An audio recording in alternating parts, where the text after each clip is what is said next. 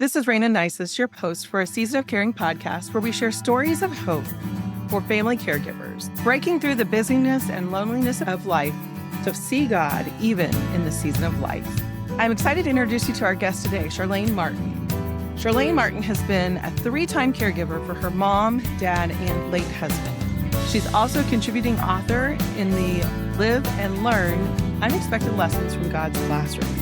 Charlaine loves helping believers see God's involvement in everyday life. She lives in sunny Florida with her second blessing. They love sharing tickle bugs with their grandchildren, and you can connect with her through her website at www.charlainemartin.com. Welcome, Charlaine. I'm so glad to have you here today. Hi, Rayna. Thank you for having me. I'm so glad to see you and talk to you. Well, it's wonderful to meet you as well. I've been excited to be able to share your story in the spring edition of Content Magazine.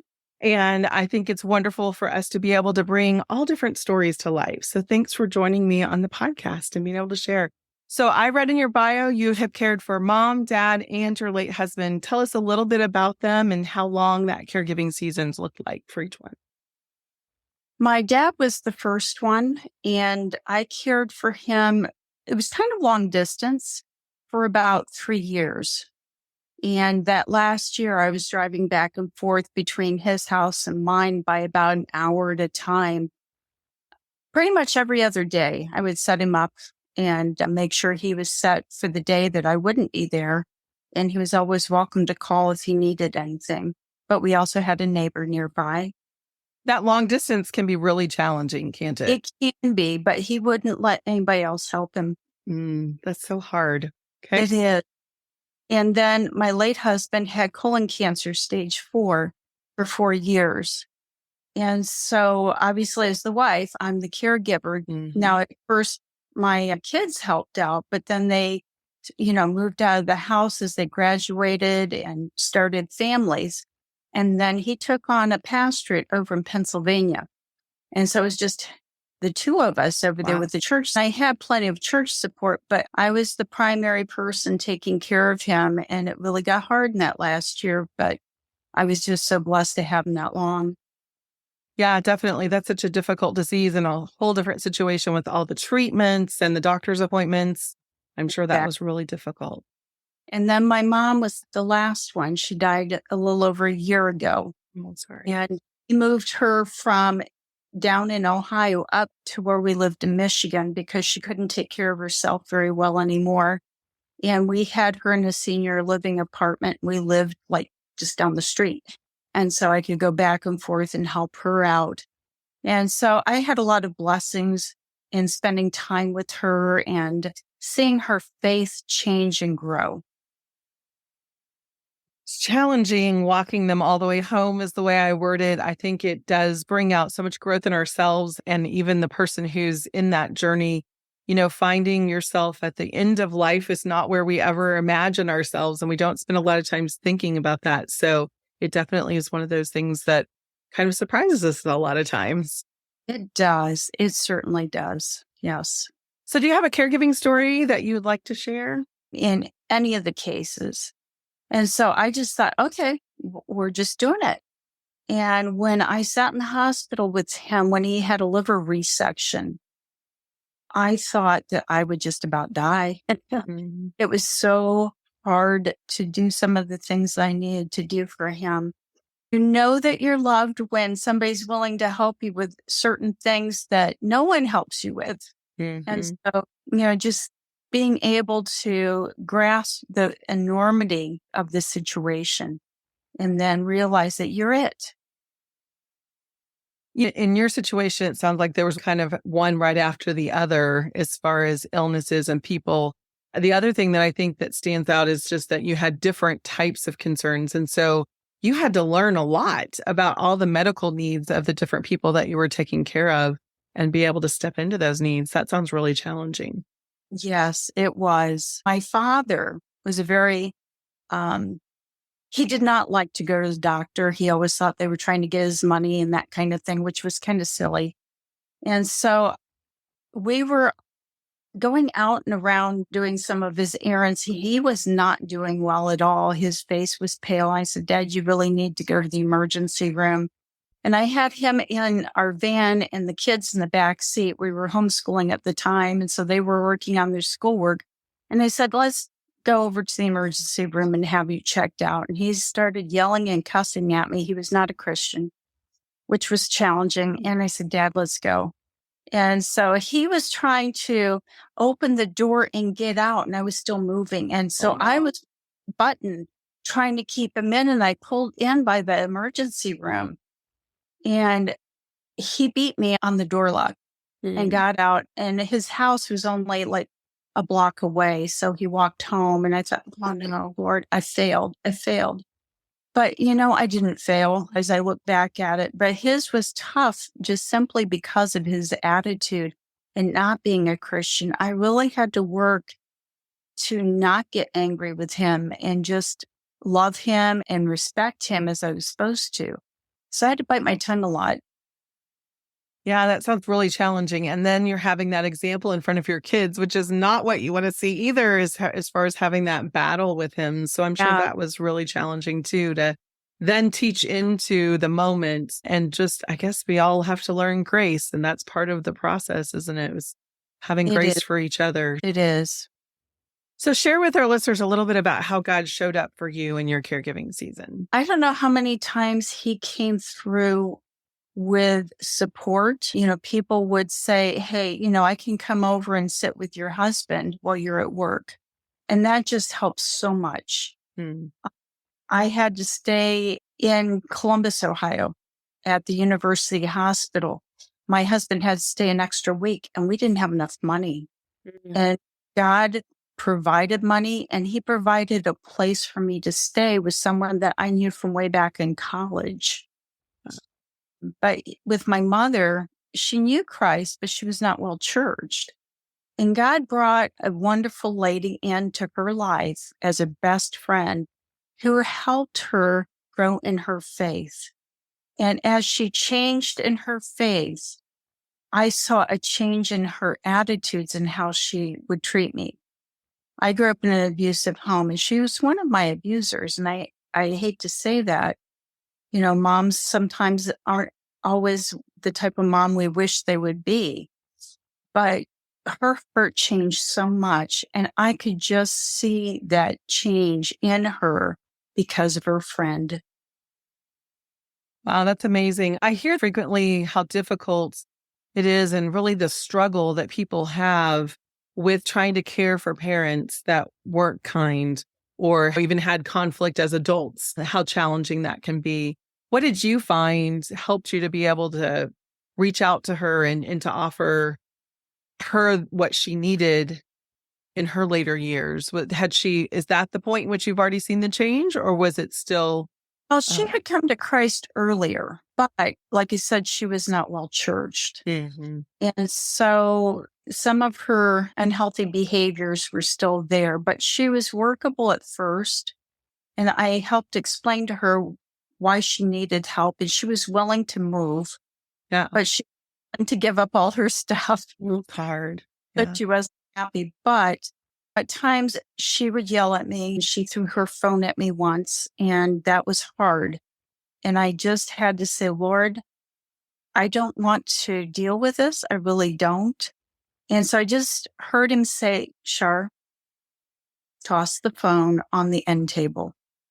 And so I just gave it a little flip onto the end table, took a deep breath, and said, Mom, I think that we're done with this right now. We can talk later. And I turned and left. And that really got her gear wheels going. She started really thinking some things through, but I had to pray a lot. And, scripture tells us that we're not alone. Even when we think we are not. So if we ask him for help, he will give us the help that we need and the words to say, the things to do. Definitely. When caring for my dad who had Alzheimer's, there were not a lot of times that he was really not kind, but there were definitely times that happened. And it was a shock to me because though my dad was a ball player and had been in the Army, I know that he didn't have the best language all the time, right? But by the time I came into his life, I never heard him cuss. And so the first time he cussed at me, I can just remember that. It just shocked me and made me so sad. And it was like, Lord, that's what I needed just to be able to have that comfort of the Lord at the time in the moment and just have him say, he's human. Everybody's human. We all lose it at times. And definitely I learned how to approach in a different way so that I didn't press his buttons near as often. But there was definitely seasons of time that irritability was there. And I think for myself, I've had a frozen shoulder for a year at one point, not now, but in the past. And living in pain, which so many people we're caring for can really make people not kind. And so it is one of those things that definitely as we grow older and we have more aches and pains, we hope that we're growing also in the faith. So the Lord can help us with that instead of having our mouth spew all those ugly things. It can be so challenging, but I'm so thankful that he was always there, like you said, and was able to support and just offer that comfort, even if it's just that shoulder to cry on, for the Lord to be there and to really offer that. It is challenging, I think, all the different kinds of personalities. If everybody was like us, it'd probably be a lot easier to take care of them. But I imagine with your husband, your mom, and your dad, there were a lot of differences in how you were able to care for them and what you were able to do for them. How did you navigate that? Knowing how to care for them each in their different personalities. I think that I learned along the way, I didn't get to be the child like most kids get to be. Sometimes we're treated like many adults and are given a lot of responsibilities. And so we find coping mechanisms to keep the peace. And so those are things that we rely on to be able to quell the anger, to dissipate something, or just to avoid it altogether because we already know them really well. Thankfully, my husband wasn't an irritable person, but we did have an argument in the hospital when he was there for the last time. And so I said, I'm going to take a walk. I'll be back. And he says, okay. Kind of learning what you needed in each situation, it sounds like, helped you to then be able to meet the need as you could. Yes, it did. It really did. I knew what buttons to avoid with them. And, it's hard when their personalities change with dementia. Mm-hmm. And so understanding that, and thankfully, when my mother went into the nursing home, they were very good about communicating with me. It was during COVID and I couldn't even go see her, and that was difficult. And so they communicated a lot with me, helping me understand what was going on and what they were doing to try to help her. And when I did finally get to see her, then she just wanted me to hug her and I couldn't because I wasn't allowed to touch her. If I touched her, they wouldn't let me come back, and so that was hard. And she didn't understand that at all, probably. No, she did not. She just... I can imagine. Yeah, I often had said during COVID, I was thankful that I didn't have to figure out how to navigate that because I'm not sure I would have done that very gracefully because it was so heartbreaking to be kept apart. And then when you have that piece in there where they just don't understand, they can't. It was hard enough for us to make sense of anything. I'm not sure we did, but we tried, but when you have that brain change going on, none of it makes sense. And so I'm sure that was really heartbreaking. It was. Well, thank you for sharing a little bit about both your mom, your dad, and your late husband. I would love for you just to leave us with one little nugget of what you learned through caregiving. I think the biggest thing I learned in all three cases is that you grow closer to the person you're caring for. Mm-hmm.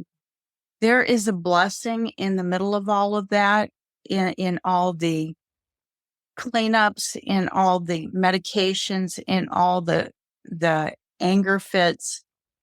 We connect with them at a greater level than anybody else could ever do. And so I was blessed to be able to share Christ with my father before he died. Couldn't communicate, but he just sat there and looked around. And when I talked to the nurse when he died, she said, he just got really quiet and then he just slipped away. And, I was able to hear my mother's story about I don't know if this really happened or if it was a dream for her, but she dreamt about going to visit her friend in the hospital for the last time and how she got to walk her friend to the stairway of heaven. And that just made her glow. And for my late husband to be able to spend time with him and be able to slowly let go. He gave me permission, which a lot of people don't think about. But he gave me permission that when I felt it was time to date again and to marry again, he was okay with that, because some people left behind don't feel like they can. They feel like they're cheating on their dead spouse. And it's not the case. And so that permission made a big difference. But I got to actually crawl up into the hospital bed and hug him before he died. And that made a huge difference. Nobody else got to do that but me. It's beautiful. And I think it is so important. We're called to caregiving. We're called to seasons in life. And I think when we don't realize how important it is to fully embrace that calling, we miss out on so much. We do. And it does look different for different people of what that looks like and what your support structure looks like. But I think really embracing that caregiving and remembering through the trenches, they say when you're raising little ones that a day feels like a year, but a year feels like a day whenever they get older. It goes so quickly. And I think the same thing's true with caregiving. In the trenches, that day can feel like it drags on forever. But then when they're gone and we look back, we feel like, gosh, those days went so, so fast. We're coming on 5 years of my dad's passing here in the summer. And it's amazing to think that it's been that long, what we wouldn't do to be able to have another day with them. So I think just for keeping that in mind, to cherish the moments and in the moment is so important. Exactly.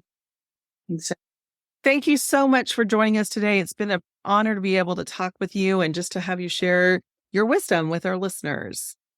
Oh, thank you so much for allowing me to share and the encouragement, because someday, I could be a caregiver again, and so could you. Definitely. We never know when it's going to come, do we? No, we just have to have a willing heart. And I think continue to learn in each season how to care for ourselves at the same time as caring for the person that God brings into our life. And then we can be a blessing to all. True. Thank you. Well, listeners, thank you for joining us today and for hearing stories of hope from Charlaine. This episode has been brought to you by Content Magazine. Our spring version was just released earlier last week. So be sure to check out that quarterly online magazine offering hope for you through your caregiving season so that you can find moments with God and find that opportunity to be refreshed and walk back into your caregiving life. A Season of Caring podcast has been created for family caregivers for hope of living content, loving well, and caring with no regrets. If you have legal, financial, or medical questions, be sure to consult your local professional and take heart in your season of caring.